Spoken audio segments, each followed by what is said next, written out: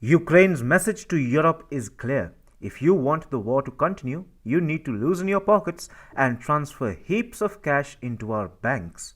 And Europe is obliging with its own agenda in mind.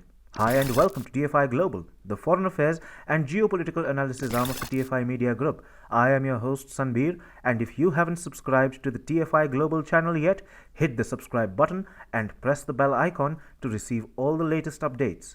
Let's begin. First, it was Poland asking for money from the European Union to pay for the expenses it is incurring every day due to the massive load of refugees that it has welcomed on its soil. Poland is all set to receive 144.6 million euros from the Asylum, Migration and Integration Fund of the European Commission. Ukraine, however, deals in big money. For historically antagonizing Russia, acting as a proxy state of NATO, and committing crimes against ethnic Russians in Donbass, Ukraine is now demanding $5 billion from Europe on a monthly basis.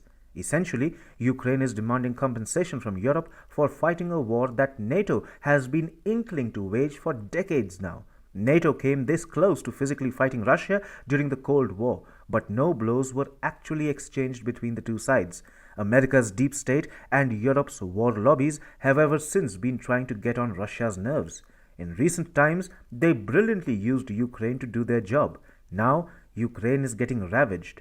Kyiv realizes how it has been used by NATO to wage a proxy war against Russia, which Moscow is winning, by the way. The only loser to emerge out of this war is Ukraine. It knows this, and now it is demanding compensation from Europe.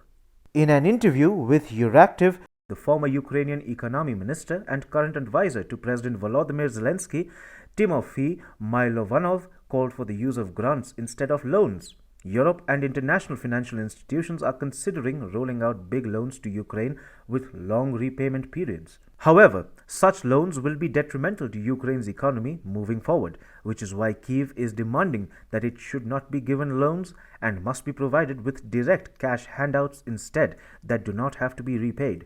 Ukraine, in its mind, thinks it deserves such payments for participating in a war that the West has always wanted to fight with Russia. Last Monday, the EU Commission announced a proposal to increase the macro-financial assistance to Ukraine by 9 billion euros. Responding to this, Timofey Mylovanov said, 9 billion euros sounds like a good amount, although it stops short of what is needed, adding that Ukraine needed about $5 billion a month to keep going.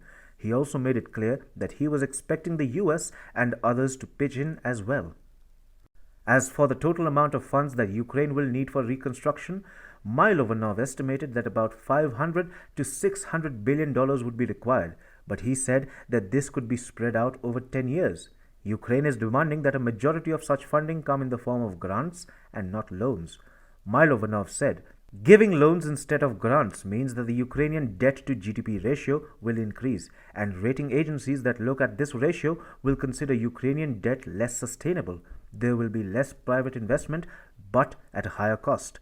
The European Union, meanwhile, is adamant that loans will form the most crucial part of the Ukraine reconstruction effort and that Kyiv will ultimately have to repay the loan it is being given right now. According to The Guardian, grants and the proceeds procured from seized Russian assets will also be used for reconstructing Ukraine. The EU anticipates that the cost of rebuilding Ukraine's destroyed physical infrastructure alone would require more than $100 billion over the next decade. Meanwhile, Europe is making it clear that if Ukraine wants this money, Kyiv must take full ownership over the reconstruction effort, and that reconstruction would be linked to a reform agenda that should help Ukraine align with EU standards. Essentially, the EU is creating a client state out of Ukraine. In the long run, this agenda will once again invite trouble for Ukraine or whatever remains of it in the near future.